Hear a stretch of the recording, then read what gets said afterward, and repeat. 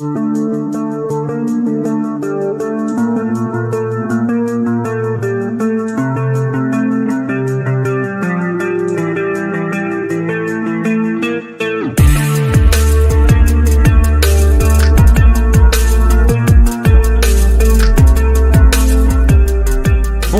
et bienvenue sur la chaîne de Green Spider. Aujourd'hui je vous propose une revue suivie comme toujours d'un retour d'utilisateur concernant un sac. Donc, cela faisait un moment que je ne vous avais pas présenté de sac sur la chaîne, malgré le fait que dans les semaines à venir de nouvelles présentations et retours d'utilisateurs parleront de sac à dos, et notamment avec une prochaine avec le Maxpedition Ripscore pour ne citer que lui. Mais aujourd'hui ce qui nous intéresse c'est le Camelback Motherlode. Alors pourquoi cette vidéo? Et tout simplement parce que c'est une vidéo réponse à un bon nombre de demandes qui ont été formulées d'une recherche d'un sac urbain mais aussi de voyage ou de sortie exhaustive de terrain avec des critères particuliers puisqu'il fallait que ce soit d'une conception assez simple mais remplissant un cahier des charges drastique, à savoir donc une grande contenance, des matériaux robustes, une grande adaptabilité, durabilité, qualité sans faille et donc une conception assez simple. Ce que vous allez voir, ce Motherlode rempli haut la main. Alors vous n'êtes pas sans doute sans savoir et sans connaître donc la marque puisque j'en avais déjà présenté 4 autres sacs sur la chaîne qui sont des vidéos qui sont d'ailleurs disponibles en lien dans la description, donc vous pourrez les retrouver bien entendu en cliquant sous le dessous de la chaîne pour aller voir les autres vidéos sur cette marque. J'espère que cette vidéo répondra à vos attentes. Vous allez voir que c'est un sac quand même très intéressant malgré le fait qu'il soit effectivement d'une grande contenance mais qui est parfaitement adaptable pour différentes situations. D'abord la présentation avec donc les caractéristiques techniques et puis bien sûr comme toujours on reviendra en retour d'utilisateur après. Au niveau de la hauteur on est sur 51 cm de haut pour le sac avec une largeur totale de 31 cm pour 15 cm d'épaisseur avec un poids à vide de 2,8 kg. Les matériaux utilisés ce sont du Cordura 600 deniers qui a une particularité puisqu'il est en traitement croisé, Ripstop et Rainstop, ce qui est assez rare pour être noté sur ce type de toile, et également traité anti-air. Donc entendez par là anti-infrarouge, c'est-à-dire que de nuit il va y avoir une signature visuelle qui sera moins importante avec ce type de toile. Les fermetures sont de type Waikiki, donc entendez par là YKK en français, elles sont bien sûr à ouverture bilatérale. Bouclerie ITW qui est un gage de qualité, notamment pour la résistance aux variations de température, mais également au niveau du soleil et puis de la lune, puisque comme vous n'êtes pas sans le savoir, la lune a tendance à dégrader on va dire la qualité des plastiques, et donc le type bouclerie ITW est un gage de qualité par rapport à ça. Des laser cut en façade avec des passants molles des deux côtés du sac, donc de manière bilatérale, et également des sangles de compression. On va retrouver des bretelles de type Asso qui est cher à la marque et que on retrouve sur la quasi-totalité des sacs qui sont dans le caractère militaire donc de la marque Camelback. Des D-rings au niveau des bretelles, rattrapage de sangles donc comme je l'ai dit sur les sangles de compression avec des pattes velcro, donc on va pouvoir récupérer en fait l'ensemble de l'excédent des sangles pour éviter que ça se balade un petit peu partout. Il y a également une ceinture abdominale de maintien, on y reviendra bien sûr tout à l'heure dans le retour d'utilisateur, et qui est dissimulable derrière le panneau lombaire avec, petite subtilité, des boucleries qui vont pouvoir rattraper éventuellement la charge trop importante sur la bretelle en question. Une poignée sur le dessus et des panneaux de sortie pour le tuyau, donc Camelback, donc la poche à eau. Alors des deux côtés, que ce soit à gauche comme à droite, dissimulés sous des panneaux velcro, mais également à mi-hauteur au niveau lombaire, avec des petites sorties sur les côtés, mais qui ne sont pas uniquement réservées à cet usage, mais on en parlera tout à l'heure. En façade, on va avoir deux poches. La première est une très grande poche qui est destinée à l'administratif. On peut vraiment y rentrer énormément de choses. Vous allez voir ça tout à l'heure. Et puis également sur la partie supérieure, une autre poche avec une dimension plus réduite, mais pour autant assez généreuse, puisqu'elle fait plus d'1,5 litre de contenance, donc on peut quand même y mettre beaucoup de choses. Et puis bien sûr, un très grand compartiment principal, puisqu'il fait quasiment 38 litres, puisque quand on parle de la contenance globale du sac, on exclut la poche donc supérieure et celle administrative. Donc quand on parle de 38 litres, c'est le compartiment principal, j'insiste bien sur ce point. Et puis donc avec un filet mèche sur le rabat supérieur. Voilà pour la façade. Au dos, on a un compartiment pour la poche à eau avec une glissière qui permet donc d'accéder au compartiment.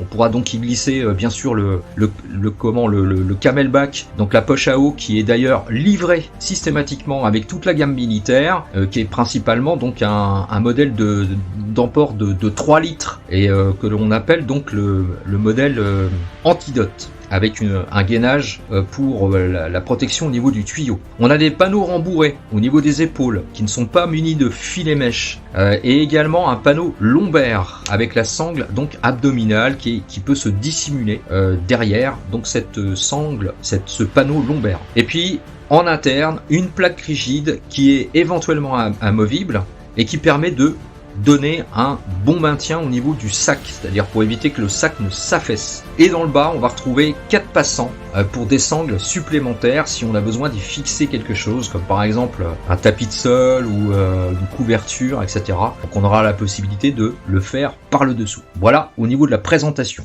Retour d'utilisateur sur le sac, donc Motherlord. Alors ce que j'en pense, donc c'est un sac que je possède depuis plus de 6 ans, presque 7 ans maintenant, donc j'ai largement pu le tester. D'abord l'historique du sac, pourquoi j'avais pris ça? Eh bien j'avais justement besoin d'avoir un sac qui puisse être emmené en voyage, qui puisse emmener tout ce dont j'ai besoin pour environ 3 à 4 jours, plus les items classiques, sans rien emmener d'autre, donc vraiment un sac unique. Parce que j'avais pas envie d'avoir un sac classique à main ou alors avec une grosse bretelle, vous savez, les sacs de voyage classiques, j'ai pas envie de m'encombrer de ça, donc j'avais besoin d'un gros sac. Donc du coup celui-ci est parfaitement adapté pour ça. Le compartiment est très généreux, on peut vraiment charger à loisir, d'autant qu'on pourra placer l'intégralité de l'EDC par exemple à la fois dans le module qui est devant, qui est donc la poche destinée à l'administratif. Donc on pourra largement mettre la totalité de son EDC, même exhaustif, parce qu'il ne faut pas oublier, il y a la petite poche supérieure. D'ailleurs, le compartiment principal est lui donné pour 38 litres, mais il faut savoir quand même que la poche administrative est capable d'accepter 4 litres supplémentaires, et celle du dessus environ 1,5 litres en plus. Donc on est au-delà on est à peu près dans les 42 litres. Donc c'est quand même pas négligeable, entre 42 et 43 litres pour la totalité du sac. Donc c'est quand même pas négligeable, ça c'est le point positif. Le point positif également, bien sûr, c'est la construction du sac. Rien à redire, chez Camelback c'est toujours pareil, je dis pas zéro défaut, mais quasiment. Bon, vous me direz il vaut mieux pour le prix, mais on va en parler à la fin de la vidéo. Les sangles de compression, tout ça, c'est totalement modulable, d'autant qu'en plus on peut même combiner, si on veut stocker le sac, qui prend quand même du volume, même à plat, on peut réduire légèrement la dimension, parce qu'en fait les sangles de compression peuvent être croisées, c'est-à-dire qu'on peut les ouvrir et aller rattraper les sangles opposées, les boucleries opposées, ce qui veut dire qu'on va pouvoir compresser le sac de façon à ce qu'il soit le plus plat possible. Donc ça peut être pas mal. Donc du coup on peut placer le sac à l'intérieur d'un autre éventuellement, ou pour le stockage c'est plus facile.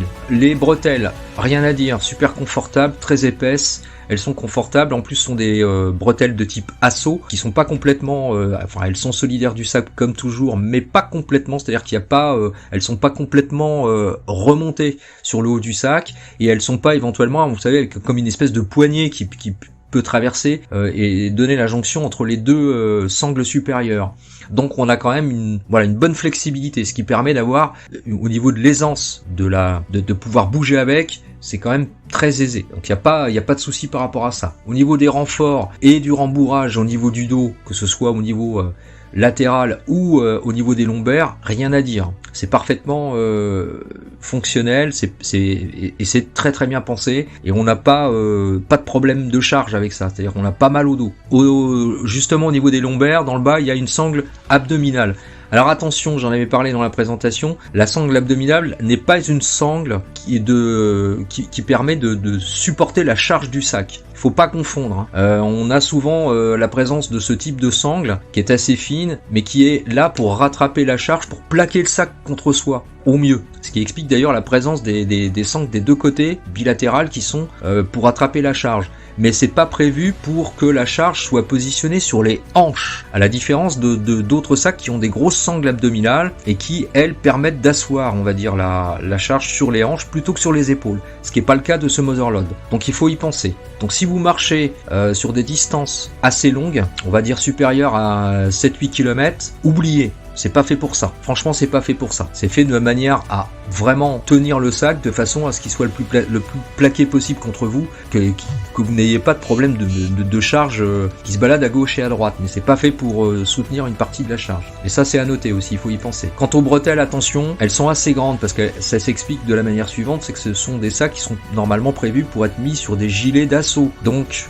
des gilets de combat, donc une épaisseur supplémentaire. Donc ça veut dire que s'il y a des petits gabarits qui sont inférieurs à 1m70, pour l'avoir testé sur des gens qui font des gabarits justement inférieurs à cette taille-là, c'est un petit peu juste parce qu'il va falloir mettre les sangles au minimum et du coup il n'y aura pas de marge de manœuvre. Donc ça peut éventuellement pêcher. Donc si vous faites un gabarit inférieur à 1m70, oubliez, c'est pas la peine. Je pense pas que ce soit fait pour vous parce que ça va être plus compliqué, sincèrement, parce qu'il n'y a pas justement il n'y a pas possibilité de rattraper, il n'y a pas de marge de manœuvre. Donc ça aussi il faut y penser. Pour le reste, hormis ces points-là, ce que j'en pense, rien à dire. C'est voilà, pour moi il y a rien à dire. C'est un très très bon sac qui est vraiment adaptable, c'est-à-dire que vous pouvez malgré tout l'utiliser en milieu urbain en le chargeant de manière quotidienne sur la partie donc poche administrative et supérieure avec votre DC exhaustif, laissez le sac complètement vide à l'intérieur. On peut en cours de journée, si vous partez le matin et puis qu'il fait froid, vous avez votre veste, etc. Vous emmenez votre PC et tout ce qui s'ensuit, et puis finalement en cours de journée il fait beau, vous pouvez avoir le casse-croûte, etc. On peut tout mettre dedans, il n'y a aucun souci. Si vous partez 3-4 jours, pour peu que vous soyez soigneux dans le rangement, il n'y a aucun problème, vous pourrez emmener la totalité de vos vêtements, même des chaussures dans le fond du sac pour 3-4 jours, il n'y a pas de problème. On est là vraiment sur une configuration entre 72 et 96 heures. Voilà, c'est comme ça qu'il faut penser le sac dans ce volume-là. Et puis sinon, bien sûr, pour le voyage, aucun problème.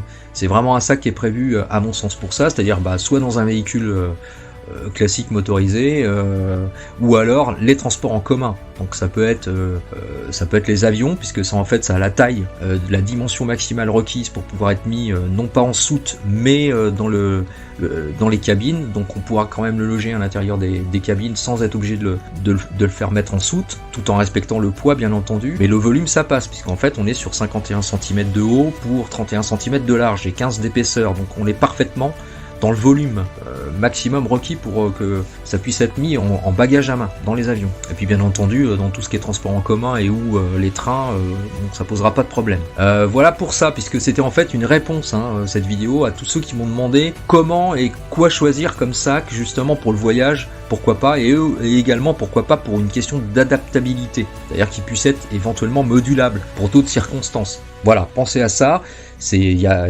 aucun souci, ce sac est fait pour ça, et il est fait pour vous. Maintenant quand même, on va finir avec le prix, parce qu'il faut quand même parler de ça. C'est le dernier détail sur lequel il faut penser. Il y a deux versions, soit cette version là qui est la version la plus ancienne avec la poche administrative sur le devant et l'autre sur le dessus, ou une version plus récente qui est le modèle Crux, donc toujours Motherlode mais en version Crux, et auquel cas l'écart de prix est quand même conséquent. La dernière version est légèrement différente puisqu'en fait la poche administrative est toujours présente mais en biais, en ouverture en biais, avec une petite poche frontale et exit la poche supérieure, et par ailleurs le bandeau velcro n'est plus devant mais sur le dessus. Et dernier point également, il y a des laser cuts y compris sur les côtés en lieu et place des pass-symboles classiques. Voilà la différence. L'écart de prix est assez important puisque en fait le Motherlord dans cette configuration initiale, faut compter à peu près entre 225-230 euros, et la version récente, la plus récente, environ 300 euros. Donc il y a quand même pas mal de différence de prix. Alors vous me direz c'est assez cher. Oui, c'est assez cher. Mais si vous regardez face à la concurrence, dans ce volume, j'entends bien, on reste toujours dans ce volume-là, à peu près d'une quarantaine de litres. Regardez dans la concurrence. Certes, il y a d'autres modèles qui sont, on va dire, relativement moins chers. Je pense notamment au 5.11 qui est donc le Rush 72. Ceci étant, attention, le Rush 72 n'est pas en Cordura, c'est du 1000 deniers, c'est de la toile qui est quand même résistante, mais on n'est pas sur du Cordura. Et au niveau du volume, de l'extension éventuellement et de l'adaptabilité, je pense que le 72, pour l'avoir eu, est moins modulable quand même que celui-ci. Il est moins fonctionnel, on va avoir un peu plus de mal à vraiment tout rentrer à l'intérieur. Moi j'ai déjà eu le 72, je l'ai déjà testé. L'avantage c'est que le 72, il y a des poches latérales, ce que n'a pas le Motherlord. Après c'est une question de choix aussi au niveau de la manière dont on veut agencer ça. Mais comme beaucoup d'entre vous étaient à la recherche d'un sac adaptable pour le voyage en étant dans une conception simple tout en ayant un volume important avec un cahier des charges relativement drastique concernant donc la qualité de fabrication, je pense que ce modèle, malgré les quelques contraintes que j'ai pu évoquer, eh bien, sera parfaitement adapté à ce que vous recherchez. Voilà, ça rentrera parfaitement dans le cadre de vos recherches. Voilà, donc pour le retour d'utilisateur et cette vidéo, j'espère que ça vous aura plu. Comme toujours, si vous avez des questions ou des commentaires, n'hésitez pas, c'est en bas que ça se passe ou par message privé. Je vous dis à très bientôt pour une prochaine vidéo. Les prochaines vidéos à venir seront également, alors pas toutes, mais certaines d'entre elles seront sur des sacs, notamment du Maxpedition. Vous aurez l'occasion de voir ça et j'ai quand même quelques modèles à vous présenter, notamment avec la prochaine qui sera sur le Ripcore de chez Maxp. Voilà. N'hésitez pas si vous avez des questions, donc c'est en bas que ça se passe ou par message privé. Je vous dis à très bientôt pour une prochaine vidéo et d'ici là, comme toujours, portez-vous bien et surtout carpe diem. Salut!